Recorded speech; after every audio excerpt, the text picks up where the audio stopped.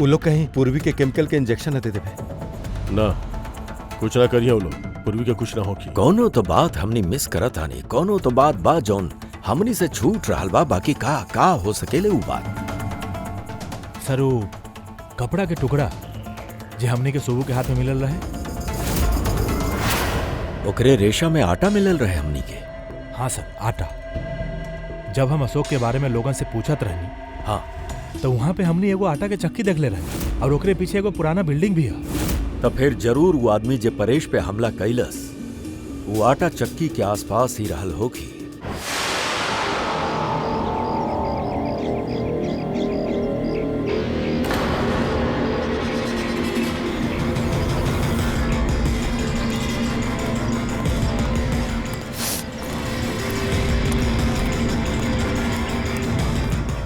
रुको, ये बड़ा तू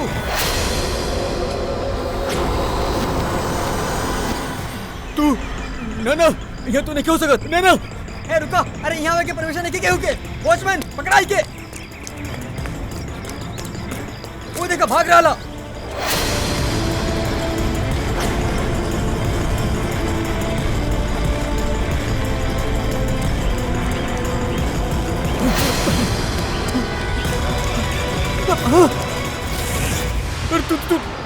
तू यहाँ पे ना तू यहाँ नहीं क्यों सकत ना।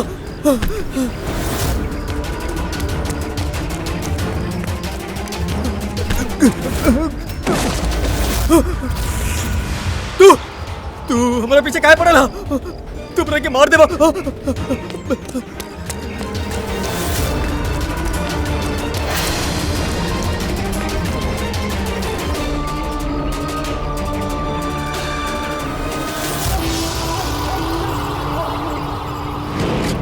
परेश, तू कहाँ बाड़ा? हम तुहार मदद कराइल बानी। देखा डरा ना, सामने आवा। हम तोहके ओकरा से बचा ले। कुछ ना कर पाई तुहार। सामने आवा परेश।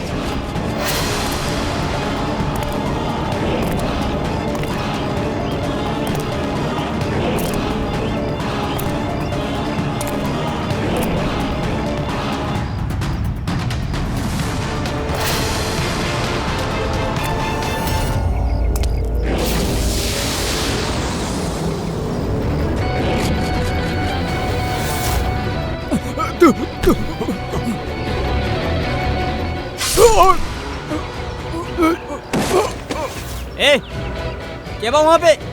हाँ,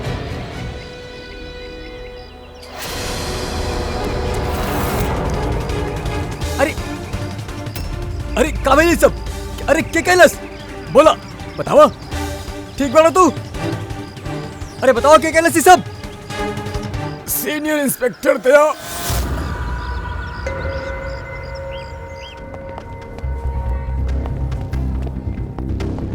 हाँ डॉक्टर साहब, पेशेंट खतरा से बाहर है, बाकी अभी बेहोश है। के बा कुछ पता चलन? हाँ, एकर नाम परेश है, बाकी अभी तक बेहोश है। होश में अला के बाद आप लोग मिल सकेले। ठीक बा डॉक्टर साहब, थैंक यू। वैसे आप हमनी काहे बोलोली? इनका कारण इनकर कहे के बाके हमला करे वाला आपके ही टीम के है। व्हाट? का बकवास करत आनी आप? सीआईडी के काम होखेला आम आदमियन के मुजरमन से बचाइल, हमला करल नहीं खे, समझनी आप? सर सच बकवास ही लगेला, लेकिन ये बकवास नहीं है। काहे कि पीड़ित हमरा से खुद कहले बढ़े। का कहलो सु? के हमला कैले सोकरा पे बतावा? दया। व्हाट? का बोल कर हल बड़ा तू? हम ओकरा पे हमला कैनी? हाँ, वो हमरा से यही कहले कि आप ही ओकरा पर हमला केले बाड़न और आप ओके जान से मारल चाहत हैं। हम ओकर जान लिहल चाहत रहनी। हाँ सर, हमके लगा था कि आपके दया के अरेस्ट करने भी के चाहिए। हमके हमार काम बतावे के जरूरत नहीं है, समझनी आप? हमरा पता रहल आप अपन कलीग के ही साथ दिया। देखला, चोर चोर मौसेरा भाई। ए, ज्यादा जज मत बना, समझला? और तो हर सर्टिफिकेट की जरूरत नहीं है हमनी के। परेश के कैसे जाने ला तू? हम ओकरा के नहीं जाने ला। तब फिर सर वो हमरा के कंस्ट्रक्शन साइट पे हमरा मिलल रहे। हमनी के देख के वैसन बिहेव करत रहे जैसे कोई भूत देख लेले हो, और फिर एकदम से अंदर भाग गई और थोड़ा देर बाद वो चीख हमनी के सुनाई देले। जब हमनी वहां पहुंचली तो वो बुरा तरीके से जख्मी हालत में पड़ल रहा। अब सर वो वही हालत में हमनी के बतैले कि उनका पे हमला दया कैले बड़े। हम एक समय पे दोनों जगह नहीं हो सकत। हम सवेरे से ब्यूरो में रहनी, तसल्ली खातिर तू सीसीटीवी फुटेज देख सकेला, समझला? फिर वो आपके नाम काहे लेला? एगो काम करी, आप जाइए यहाँ से, जाइए, बहुत बोल ले। थैंक यू वेरी मच डॉक्टर साहब। समझ में नहीं क्या आ रहा दया कि जब तू ब्यूरो में ही रहा तब फिर परेश ऐसन काहे कहलस कि दया ही ओकरा पे हमला कैलस। एगो बात बता, जब आप लोग यहाँ पे परेश के जख्मी हालत में देखले रहल तो ओकरे साथ में केहू रहल या केहू के आवत जात देखले होगा? ना साहब, वो अकेले ही रहे। बाकी सर वो इंस्पेक्टर दया के पता है, वो दया के नाम बोला।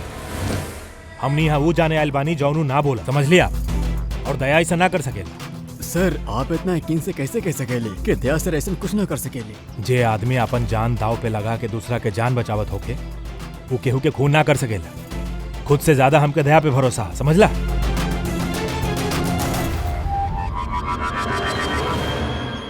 आसपास चेक करल जाए, शायद कोनो सबूत मिल जाए।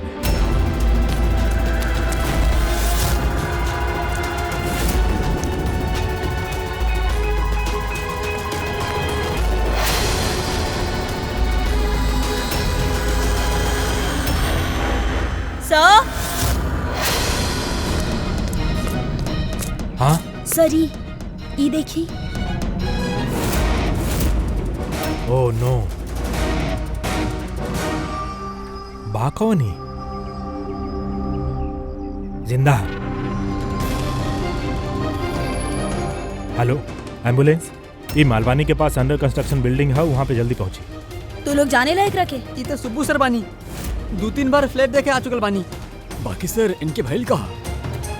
शायद ऊपर से गिरल बा।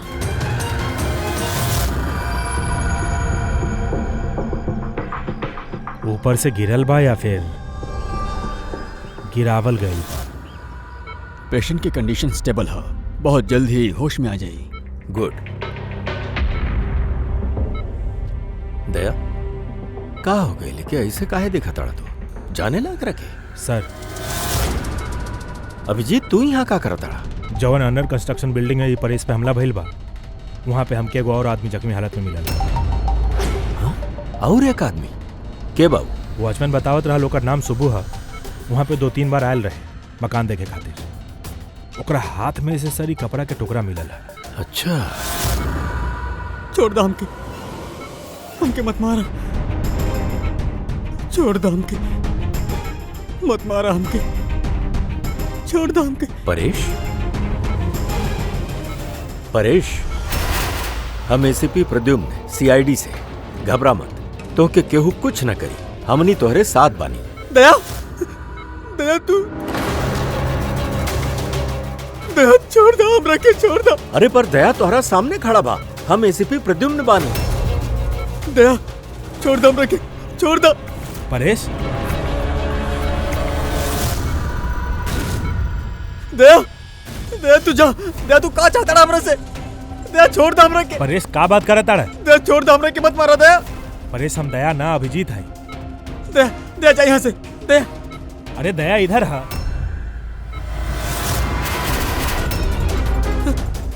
दया छोड़ दो हमरा के छोड़ दे। दया मत मारा। परेश इधर देखा, हमने पहले मिल चुकल बानी, तू जाने दया हमरा के। छोड़ दो हमरा के, हमके मत मारा। परेश, तू सब दया मारा, परेश, तू सब दया मारा। डॉक्टर, डॉक्टर, हमके मत मारा, हमके मत मारा। डॉक्टर साहब, छोड़ दो हमरा के, हम कहता नहीं, छोड़ दो। परेश देखी ना का भइल एकरा? शांत। दया, का भइल एकरा? दया छोड़ दो हमरा के। एक मिनट, परेश, एक मिनट, सब दया छोड़ दो हमरा के। एक मिनट, छोड़ दो, आराम से। छोड़ दो, छोड़ दो।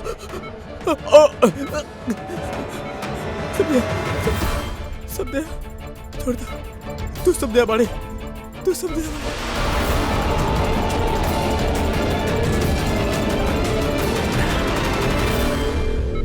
ये चक्कर बाड़े का? एकरा हर केहू के चेहरा पे हमरे चेहरा नजर आवा था।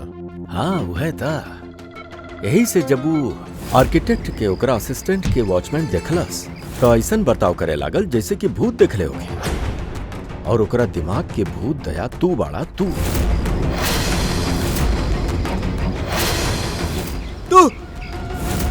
और यही से ओकरा के लागेला कि तू ओकरा पर हमला करेला, काहे कि हमलावर में भी हूँ तोहरा के ही देख रहल होगी। हमरा समझ में ई बात नहीं ख्याल सर कि हमरे चेहरा का है। दया, तू कहत रहला ना एके तू पहले से जानेला, कैसे? सर लगभग 15 साल पहले हम ही एकरा गिरफ्तार कर रहनी सर, और 2 साल पहले ही जेल से छूट गई, और पिछला 2 साल में अलग अलग केस में हम एकरा 2 बार अरेस्ट कैले बानी सर। अभिजीत, ये परेश पुराना मेहमान बा दया के। परेश पे हमला कैलस के और का है?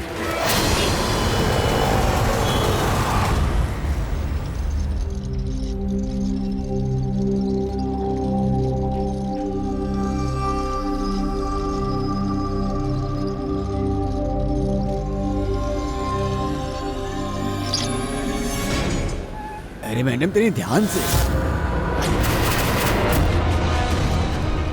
किरण, कौन किरण? हम कोनो किरण नहीं खे।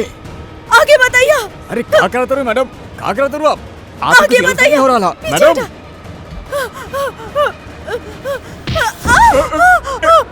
अरे मैडम आप ठीक था बाड़ू ना? किरण, किरण, जा यहाँ से, किरण? निकल यहाँ से, जा। आगे बताइए, आगे बताइए।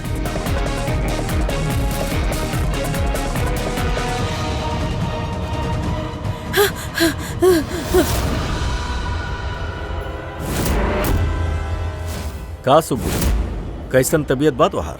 सर पैर की हड्डी टूट गई है और बाकी यहाँ तनी बहुत चोट लागल है। वैसे एगो बात बतावा, का भइल का रहे वो दिन? हाँ, वो आदमी सीढ़ी से भागत रहे जब हम उससे टकराई नहीं, और जब हम ओकरा हाथ में चाकू देखनी तब हम शोर मचैनी और ओके पकड़े की कोशिश कैनी, बाकी तब वो हमके धक्का दे देले और हम नीचे गिर गई नहीं।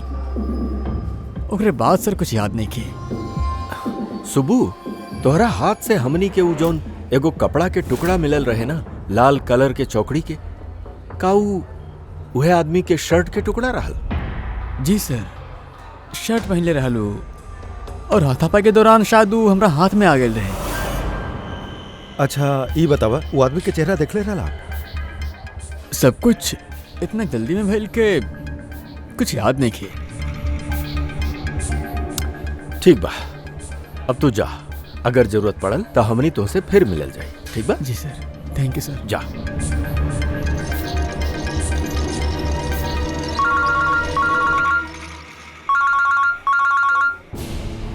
हाँ दया, का कहाँ पे? अच्छा ठीक बा, हम अभिजीत और पूर्वी के भेजे तानी। हाँ हाँ, अभी अभी। हाँ, का भेल सर? दया बतावत रहल कि कोनो सुपरमार्केट में एगो औरत आसपास के सब लोगन पर हमला करत रहल और हर एक के किरण किरण किरण नाम से पुकारत रहे। देखिए मैडम, आप हमनी सीआईडी से बानी, आपके मदद करे खातिर आयल बानी। ठीक है, ई चाकू हमरा के दे दे। तू भी किरण बड़ा। देखिए मैडम, हम किरण ना बानी, हम इंस्पेक्टर अभिजीत बानी। हम तारा के भी जान से मार डालब, हम ना छोड़ब। आप प्लीज चाकू रख दी। तू भी किरण बड़ा, हम बोला तानी। छोड़ी। पूर्वी, सर, का भाई? सॉरी। ओह नो, अरे कहाँ गई? ये औरत गिर कैसे गई? का भाई? हाँ, एक्सक्यूज मी, हटी पीछे, हटी तानी, 1 मिनट पीछे आए। भाईल का एक राखी मैडम? सुनी का भाईल इनके? मैडम, सर सरिता मर चुकल बाड़ी। का? एकर शरीर में टेट्राकोटॉक्सिन या ब्यूरारे नाम के जहर इंजेक्ट कइल गयल रहे, जौना के एक बूंद भी जानलेवा हो सकेला। बाकी इस जहर तो हमनी के देश में आसानी से ना मिलेला ना। खाली ओकरा के ही मिलला जे बड़ा रिसर्च कर रहल हो। वो भागदर में केहू तो पॉइजन एकरा में इंजेक्ट कर देला। पंकज एगो काम करा, ये हादसा के समय जोन सीसीटीवी फुटेज बा ना, ओके अच्छा से चेक करा। खूनी के तस्वीर उहे में मिली। सर, और सरी परेश की का ओकरा हर जगह हम ही काहे दिखेनी? सालू के साहब, हमके तक केमिकल के बहुत बड़ गड़बड़ी लागता। सही कहता रहा फ्रेडी। बॉस, इस सच में कोनो खास केमिकल के वजह से है, काहे कि हमरा के एकरा और परेश के दिमाग में एगो अलग किस्म के केमिकल मिलला। तोहार कहे के मतलब है कि यही केमिकल के वजह से ये दोनों के बर्ताव एक जैसन और एक के चेहरा ये दोनों के दिखेला। हाँ बॉस, और हम ही केमिकल के और डिटेल में समझे के कोशिश कर रहे थे। मतलब जब तक ये परेश के दिमाग पे ये केमिकल के असर रही हमके कोनो जवाब न मिले। और अभिजीत, ई कपड़ा के टुकड़ा जौन आप हमने के देले रहनी, एमे से भी हमने के कुछ मिलल बा। कमाल है तारिका जी, आज तक फॉरेंसिक में एक के बाद एक सबूतन के खजाना हाथ लग गई। का मिलल का आपके? ई कॉटन के कपड़ा बा और एकर रेशा में आटा के कुछ ट्रेसेस मिलल बा। आटा? हम्म, खाली आटा? खाली आटा। हाँ वाकई खजाना तो हाथ लागल है। आटा। सर। हाँ सर, ये फोटोग्राफर सर, ये जितना भी लोग है ओकरा में से केहू भी इनके पॉइजन के इंजेक्शन दिले पड़े सर। अब और एगो काम करा, ये जितना सब लोग बाड़े ना, ये सब कर मूवमेंट ट्रैक करा। शॉपिंग मॉल में खून होखला से पहले ये लोग कहाँ रहल, कहाँ से आइल, का करत रहले, और खून होखला के बाद ये भी देखा कि ये लोग कहाँ गए। ओके?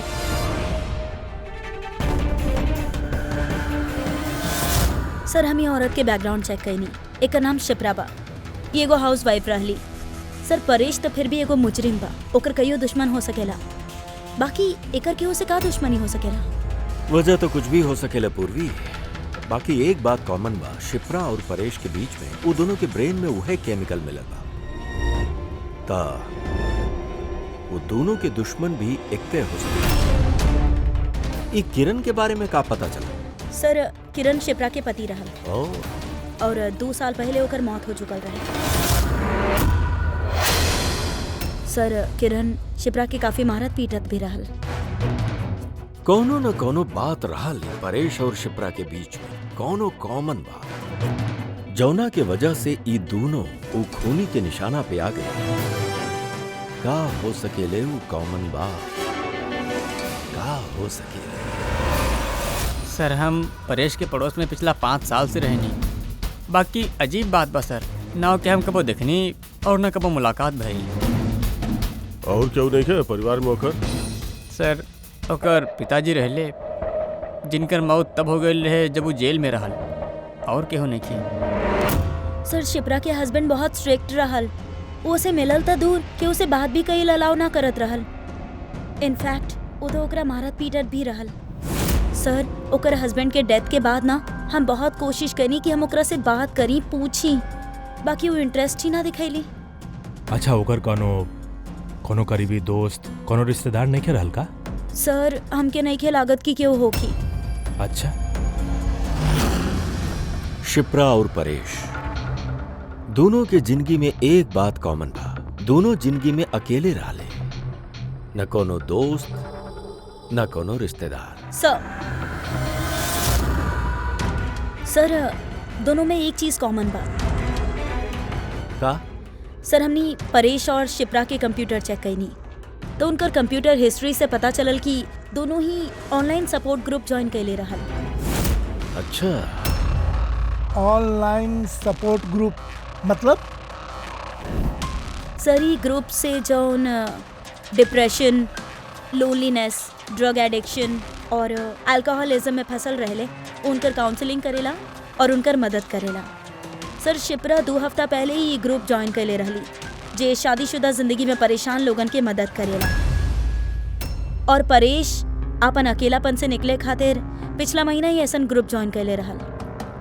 अजीब इत्तेफाक है, दोनों ऑनलाइन ग्रुप ज्वाइन कैले और दोनों के एक तरह के परेशानी हो गई।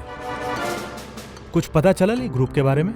सर, हमने के साइबर एक्सपर्ट राज ई ग्रुप के ट्रेस करे के कोशिश कर रहल बा। जल्दी ये कुछ पता चल जाए। सर। हाँ सर, शिप्रा के खून यह आदमी कैले है सर। जौन समय ओकर खून भइल रहे उस समय जितना भी लोग मौजूद रहल उनमें सबसे ज्यादा यही अजीब है सर। सर, जौन वक्त अभिजीत सर और पूर्वी सुपरमार्केट पहुंचल रहे उहे वक्त ये आदमी वहां पहुंचल सर और भीड़ में घुस गए, और जब शिप्रा के मौत भइल तो फटाफट वहां से भाग गए। फ्रेडी, एगो काम करा, हमनी के डेटाबेस चेक करा, शायद एकरा बारे में कुछ पता चले, कोनो लीड मिल जाए। एकर मतलब है सर, ई खूनी सुपरमार्केट में कुछ खरीदे ना बल्कि शिप्रा के मारे खातिर आयल रहे।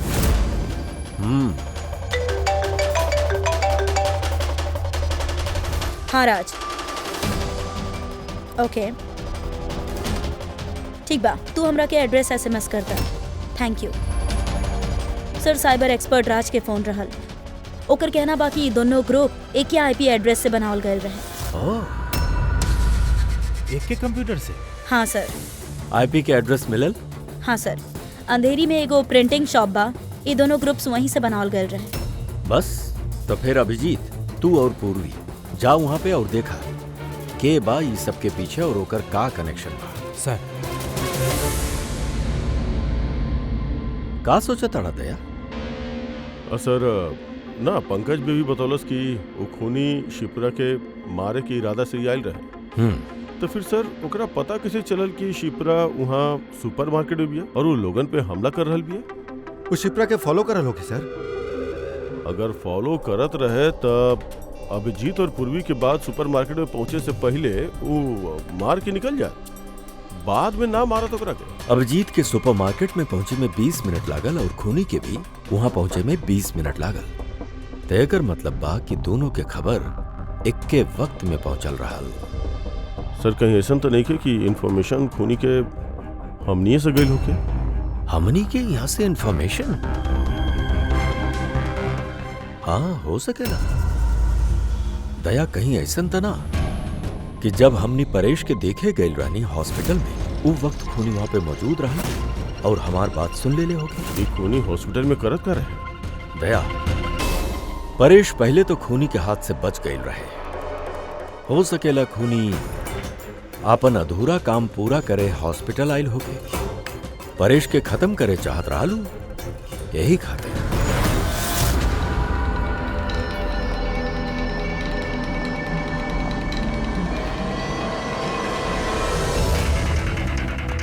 डॉक्टर साहब, का आप ये आदमी के देखनी है?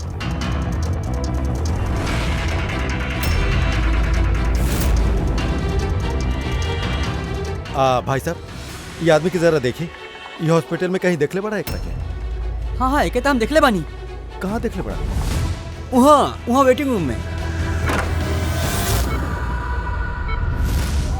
अब यहाँ के वाइल रहेगा? ना सर, यहाँ केहू ना आयल रहे। ठीक है। हाँ दया सर परेश तो ठीक बा, बाकी वो खूनी अभी तक दिखल ना।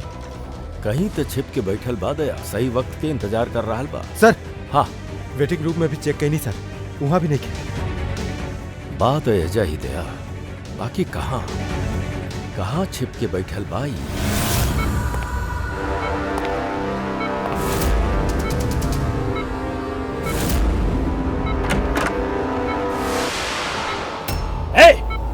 रुक!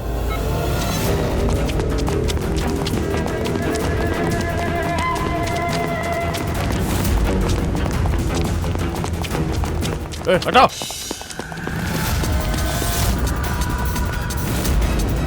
कहाँ भाग के जेबा? रुक रुक!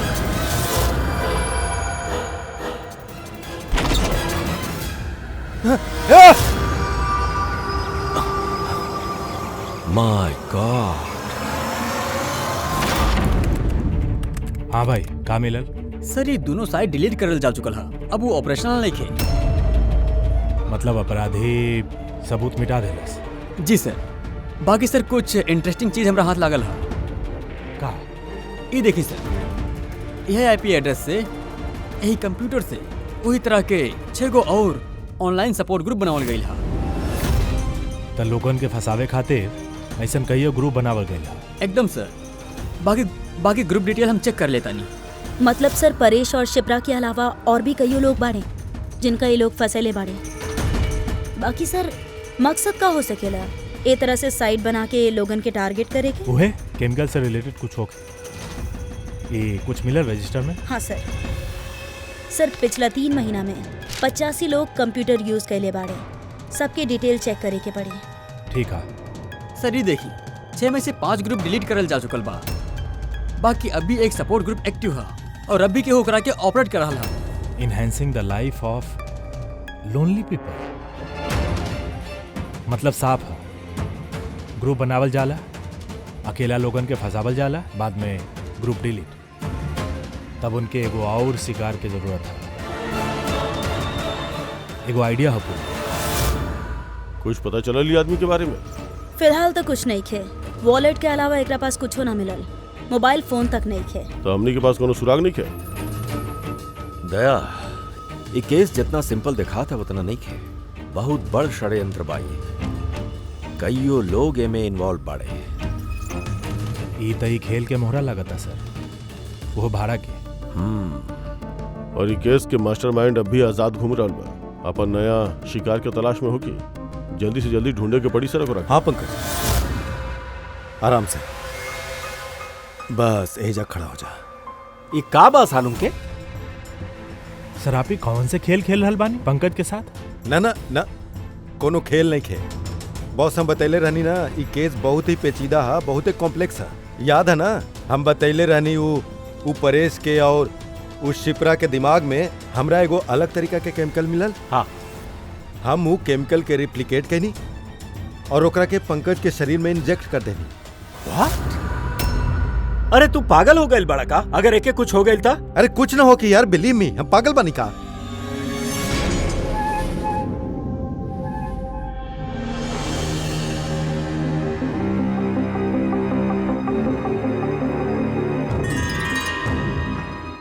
पंकज, अब आँख खोला और देखा तारा सामने के खड़ा है।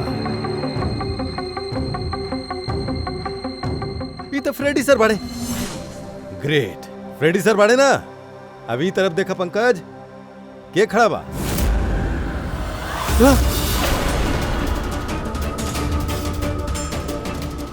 ये कैसे हो सकेला? ये इधर फ्रेडी सर, यहाँ भी फ्रेडी सर।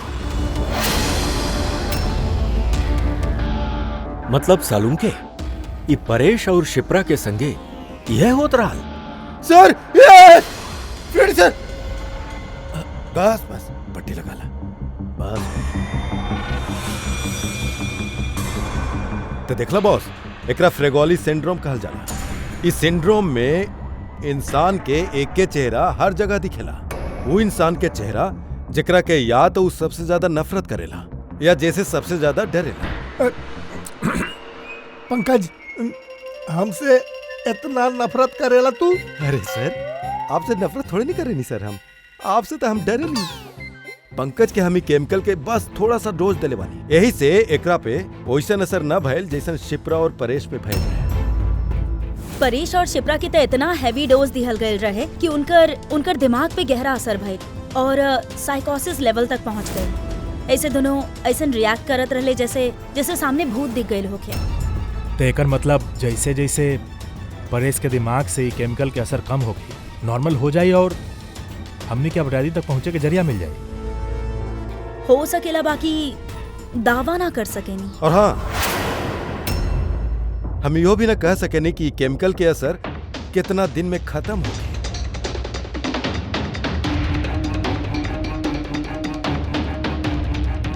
अगर हमनी परेश के ठीक होके के इंतजार करल जाए तो बहुत देर हो जाए। हमनी के कोनो और तरीका ढूंढे के होगी, कोनो और तरीका। हाँ पूर्वी सर, हम वो ऑनलाइन ग्रुप पर रजिस्टर कर लेनी और डिटेल्स भी एकदम परेश और शिप्रा के जैसन देले बानी। नो फ्रेंड्स, नो फैमिली, एकदम अकेला। वो लोगन के ऐसा लोगन के तलाश है। ये तोहार ट्रैकर, ऐसे पता चलत रहे तोहर मूवमेंट के बारे में, और ये तोहार कैमरा। हमनी के पास ये वॉलेट बस और वो आदमी के पहचान और असलियत जाने खातिर, और ये कुछ चीज मिलल बस और साथ में पेट्रोल पंप के बिल, ई होटल के मास बुक, खरीदल मैच बॉक्स, ई नंबर के करवा, ई सेल फोन लगेला का? सर हमने पेट्रोल पंप पे गए रहे, वहाँ से पता चला सर ये आदमी महीना में 2-3 बार वहाँ आवेला। और सीसीटीवी फुटेज में हमने देखने की वो अपन बाइक पे हर बार अलग अलग नंबर प्लेट लगा के आवेला। अच्छा, हाँ, और पेमेंट कैश में करेला। और सर, ये मैच बॉक्स जॉन से होटल के है, वहाँ पे भी हमने पूछताछ कैनी। वो आदमी महीना में 5-6 बार खाना खाए आवेला और पेमेंट भी कैश ही करेला। सर, ये नंबर के बारे में आप पूछत रहनी सर, ये बार में एगो लड़की भी जो काम करेला ओकर बा। वो कहत रहले कि वो आदमी के नाम अशोक है और एक दो बार उनसे बात भइल बा, फिर वो गायब हो गए सर। मतलब हमनी के पास ही अशोक के बारे में खाली इतने इन्फॉर्मेशन बा। एगो काम करल जाओ, ई सब जे लोकेशन बा ना, पेट्रोल पंप और बार, ई होटल, देखल जाए कहाँ कहाँ पे बाई। तनी मैप दिखाओ।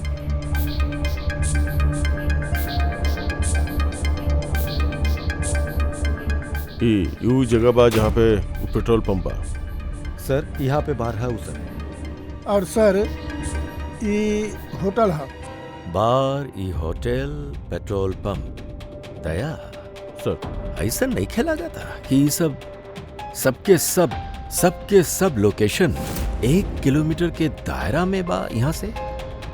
हो सकेला सर ओकर घर या ऑफिस इस जगह के आसपास ही कहीं होके।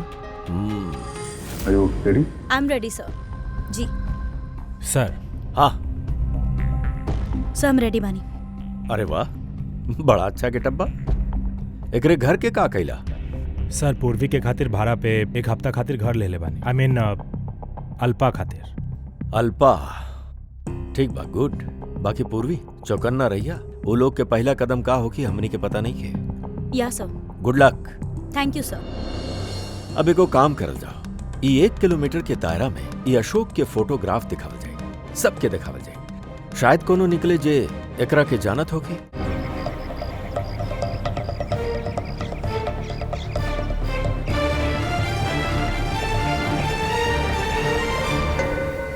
पूर्वी। हाँ सर। चौकन्ना रहिया। सर यहाँ पे तो सब ठीक बा।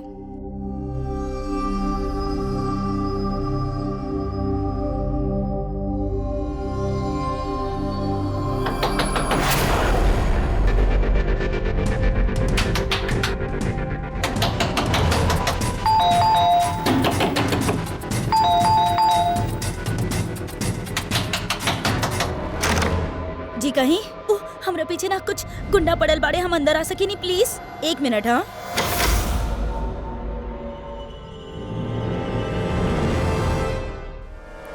आवा जल्दी आवा। का भइल का तरह के? अरे ईता आदिति बिया, शिप्रा के पड़ोसन। ओ एक्चुअली हमारे पीछे कुछ गुंडा पड़ गए रहले, हमके समझ ना आवत रहे, इसे हम आपके घर आ गए नहीं। खैर कोनो बात नहीं। थैंक यू मिस अल्पा। और तू आदिति, बैठ जा। आप प्लीज हमरा के 1 गिलास पानी दे प्लीज। अभी लावता नहीं।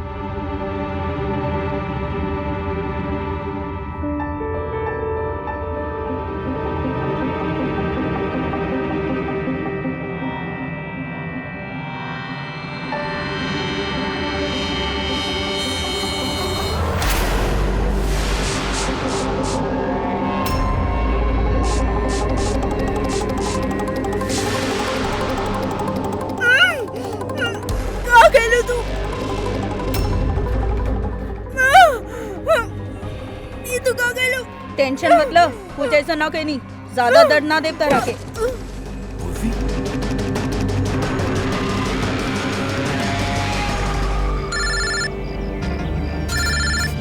हाँ सर। कहा? सिपरा के पड़ोसन अदिति? सर हम फौरन वहां पहुंच रहे बानी।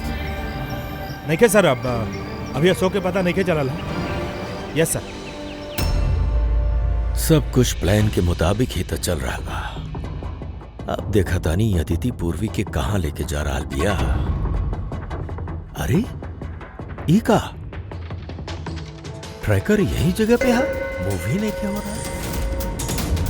कहीं ऐसा तो ना वो लोग उनके ट्रैकर के बारे में पता चल गई होके, निकाल के फेंक देले होके।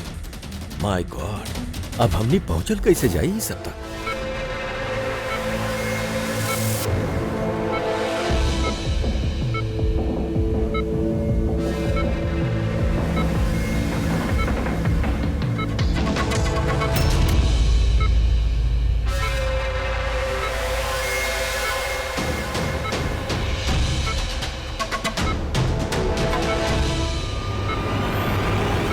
चला, तोहर दवा के वक्त हो गइल बा।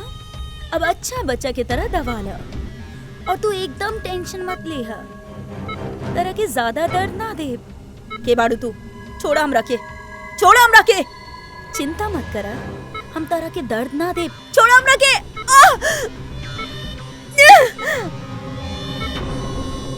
हम तोरा के मना कर ले रहनी ना कि कुछ दिन तक हमने नया लोगन के ना लेके आई, काहे कि सीआईडी के लोग हमने के पागलन की तरह ढूंढा ताड़े।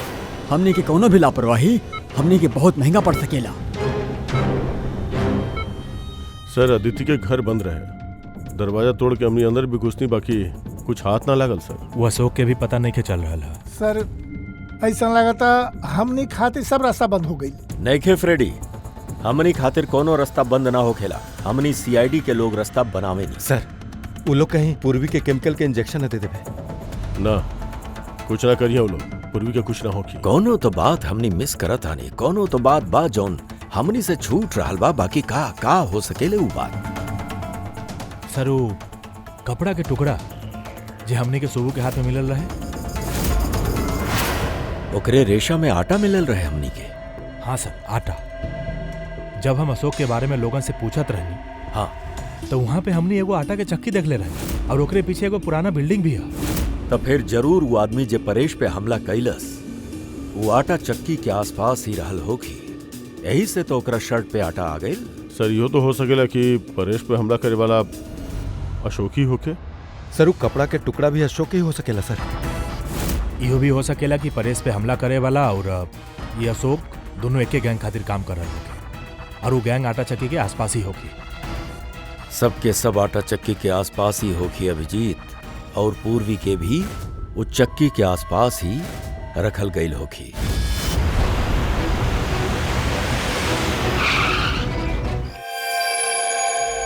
केहू अपन जगह से ना हिली, केहू भी ना। पूर्वी कहां बिया? अदिति, पूर्वी कहां बिया?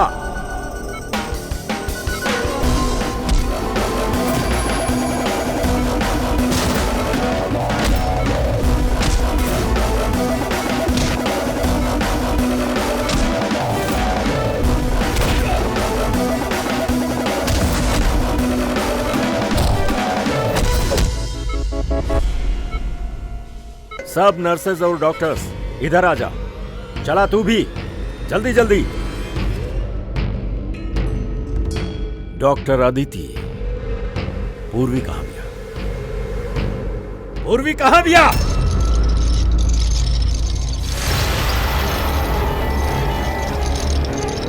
तोहार पूर्वी हमरा पास भी आए सीपी। सुब्बू तू? हाँ, हम जेके तू लोग यहाँ वहाँ खोजत रहल ना, उ तो लोगन के साथ ही रहल। हमके देख के अफसोस तो हो ही रहल हो कि ना। हमके पता रहल सीआईडी कौनो भी काम अधूरा ना छोड़ी, यही से हम अपन हर कदम फूंक फूंक के रखत रहनी। बाकी ई अदिति की बेवकूफ़ी की वजह से सब गड़बड़ हो गई और हमके फंसावे खातिर तू अपन ई ऑफिसर के हमरा पास भेज देले। बाकी अभी हमरा जाल में फंस चुकल बिया और हमके यही यहाँ से बाहर निकाली। तोरा के का लगा था? पूर्वी की आड़ लेके तू हमनी से बच जाइबा? ना, लागत नहीं खे, ऐसा नहीं होई। अगर तू लोग अपन ही बहादुर ऑफिसर के जिंदा देखे के चाहता रहे तो हमके यहाँ से जाए दा, ना तो हम ही केमिकल एकरा अंदर इंजेक्ट कर देब और ओकरा बाद का होई तू सब लोग जाना तारे। बाकी ये सब तू काहे करता? हाँ, अपना बेटा रवि खातिर। अपन बेटा खातिर? हाँ, हमार बेटा के पार्किंसन नाम की बीमारी बा। हम अपन केमिकल से वो बीमारी के इलाज ढूंढ रहा बानी और हम जोन फार्मा में काम करेनी वो हमके इंसान पे ट्राई करे ना देले। यही खातिर तू अपन तरीका से लोगन के फंसा के उन पे एक्सपेरिमेंट करे शुरू कर देलस। अगर हम ऐसे ना करब ता हम सही इलाज तक ना पहुंच पाइब। कैसे पता चली हमरा के कि ई केमिकल्स के इंसान पे का रिएक्शन होखेला? और यही से तू सपोर्ट ग्रुप में ऐसा लोगन के टारगेट करत रहला जे अकेले रहत रहले, ताकि अगर वो गायब भी हो जाए केहू के भनक ना लगे और तू उनकरा पे अपन एक्सपेरिमेंट आराम से करत रहा है। अकेलापन से जूझ रहा परेश के हम अपन सपोर्ट ग्रुप के जरिया से फंसैनी और ओकरा पे एक्सपेरिमेंट शुरू करी। बाकी ई सबके गलती की वजह से वहाँ से भाग निकले और तू लोगन के हाथ लग गई, ना तो हमार प्लान कबो फेल ना होखत। तबे तू ओकरा जान के पीछे पड़ल रही। हम तो ओके अंडर कंस्ट्रक्शन बिल्डिंग में ही मार देती। बाकी वो आर्किटेक्ट बीच में आ गई। वहाँ तू भी तो जख्मी हालत में मिलल रहे, ई का चक्कर है? परेश के जैसे ही हम चाकू मरनी हमरा के लोगन की आवाज आई और हम वहाँ से भागे चाहेनी और हड़बड़ी में तोहार पैर फिसल गईल और तू सीधा नीचे गिर गईला। हम तो वहाँ से भी भाग जाती। बाकी हमारा टूट गए पैर की वजह से हम भाग ना पाई। और यही खातिर तू विक्टिम होखला के ढोंग कैला ताकि तू सेफ भी रहा और केहू के तोरा पे शक भी ना हो। और तबे तू लोगन की नजर हमरा पे पड़ल। और शिप्रा के का ओके तो तू किडनैप ना कैले रहला, वो तो सुपरमार्केट में घूमत रही। सपोर्ट ग्रुप में से अदिति शिप्रा के चुनलस और हमने डिसाइड कैनी कि हमने ओके किडनैप ना करल जाए और चुपचाप ही ड्रग देत रहल जाए। खिलाड़ी तो तू शातिर बाड़ा, बाकी तनी कच्चा बाड़ा ना ता हमनी खातिर सबूत ना छोड़ता तू। याद बना तो हारू शर्ट ओकर एगो टुकड़ा कपड़ा के टुकड़ा ओ पे जौन आटा लागल रहे ना, बस वही के जरिए से हमनी तोहरा तक पहुंच गए।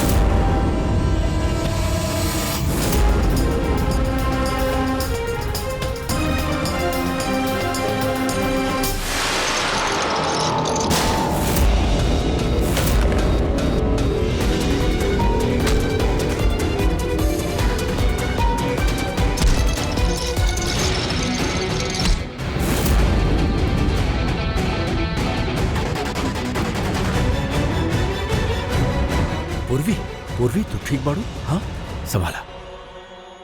ई का कैला तो सुब्बू? कबो सोचला तू? हाँ आपन बेटा के बचावे खातिर तू ना जाने कितना लोगन के जान दांव पे लगा देला और ही नहीं सोचला ना कि सही का बा गलत का बा। तोहार बेटा के ता हमनी अच्छा से अच्छा ट्रीटमेंट दिलवाई, बाकी तोहरा के जेल के सलाखन के पीछे पहुंचा दे, शायद फांसी के ऑर्डर भी आ जाए तब तक।